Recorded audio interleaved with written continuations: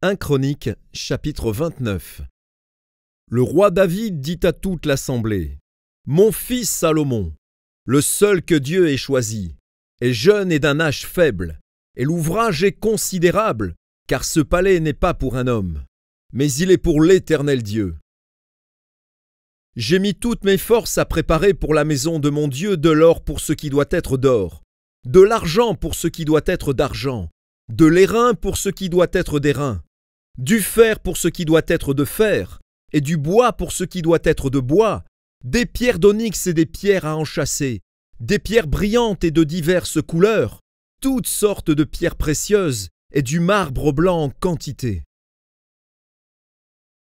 De plus, dans mon attachement pour la maison de mon Dieu, je donne à la maison de mon Dieu l'or et l'argent que je possède en propre, outre tout ce que j'ai préparé pour la maison du sanctuaire. 3000 talents d'or d'Ophir, et 7000 talents d'argent épuré, pour en revêtir les parois des bâtiments. L'or pour ce qui doit être d'or, et l'argent pour ce qui doit être d'argent, et pour tous les travaux qu'exécuteront les ouvriers. Qui veut encore présenter volontairement aujourd'hui ses offrandes à l'Éternel? Les chefs des maisons paternelles, les chefs des tribus d'Israël, les chefs de milliers et de centaines et des intendants du roi firent volontairement des offrandes. Ils donnèrent pour le service de la maison de Dieu 5000 talents d'or, 10 000 d'aric, 10 000 talents d'argent, 18 000 talents d'airain et 100 000 talents de fer. Ceux qui possédaient des pierres les livrèrent pour le trésor de la maison de l'Éternel entre les mains de Jéhiel, le Guershonite. Le peuple se réjouit de leurs offrandes volontaires, car c'était avec un cœur bien disposé qu'ils les faisaient à l'Éternel. Et le roi David en eut aussi une grande joie. David bénit l'Éternel en présence de toute l'assemblée. Il dit: « Béni sois-tu, d'éternité en éternité, Éternel, Dieu de notre Père Israël.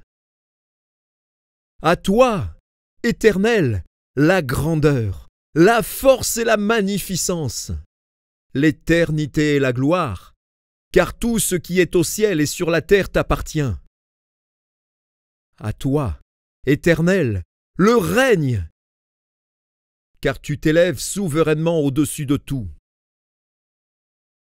C'est de toi que viennent la richesse et la gloire, c'est toi qui domines sur tout.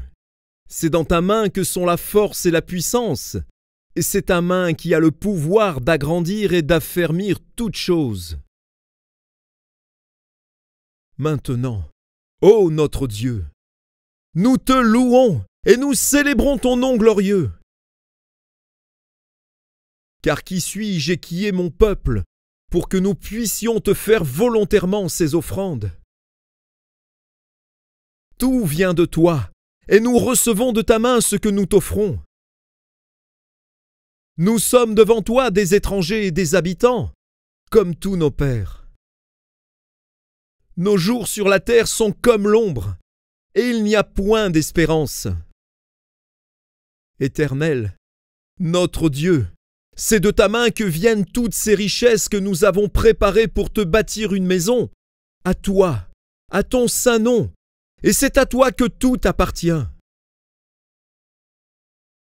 Je sais, ô mon Dieu, que tu sondes le cœur et que tu aimes la droiture. Aussi je t'ai fait toutes ces offrandes volontaires dans la droiture de mon cœur, et j'ai vu maintenant avec joie ton peuple qui se trouve ici t'offrir volontairement ses dons. Éternel, Dieu d'Abraham, d'Isaac et d'Israël, nos pères, maintiens toujours dans le cœur de ton peuple ses dispositions et ses pensées, et affermis son cœur en toi. Donne à mon fils Salomon un cœur dévoué à l'observation de tes commandements, de tes préceptes et de tes lois, afin qu'il mette en pratique toutes ces choses, et qu'il bâtisse le palais pour lequel j'ai fait des préparatifs. » David dit à toute l'assemblée: « Bénissez l'Éternel, votre Dieu, et toute l'assemblée bénit l'Éternel, le Dieu de leur père. Ils s'inclinèrent et se prosternèrent devant l'Éternel et devant le roi. Le lendemain de ce jour, ils offrirent en sacrifice et en holocauste à l'Éternel 1000 taureaux, 1000 béliers et 1000 agneaux, avec les libations ordinaires et d'autres sacrifices en grand nombre pour tout Israël. Ils mangèrent et burent ce jour-là devant l'Éternel avec une grande joie. Ils proclamèrent roi pour la seconde fois Salomon, fils de David. Ils l'oignirent devant l'Éternel comme chef, et ils oignirent Tsadok comme sacrificateur. Salomon s'assit sur le trône de l'Éternel, comme roi à la place de David, son père. Il prospéra, et tout Israël lui obéit. Tous les chefs et les héros, et même tous les fils du roi David se soumirent au roi Salomon. L'Éternel éleva au plus haut degré Salomon sous les yeux de tout Israël, et il rendit son règne plus éclatant que ne fut celui d'aucun roi d'Israël avant lui. David, fils d'Isaïe, régna sur tout Israël. Le temps qu'il régna sur Israël fut de 40 ans. À Hébron il régna 7 ans, et à Jérusalem il régna 33 ans. Il mourut dans une heureuse vieillesse, rassasié de jours, de richesse et de gloire.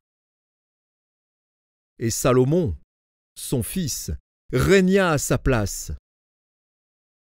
Les actions du roi David, les premières et les dernières, sont écrites dans le livre de Samuel le voyant, dans le livre de Nathan le prophète et dans le livre de Gad le prophète, avec tout son règne et tous ses exploits, et ce qui s'est passé de son temps, soit en Israël, soit dans tous les royaumes des autres pays.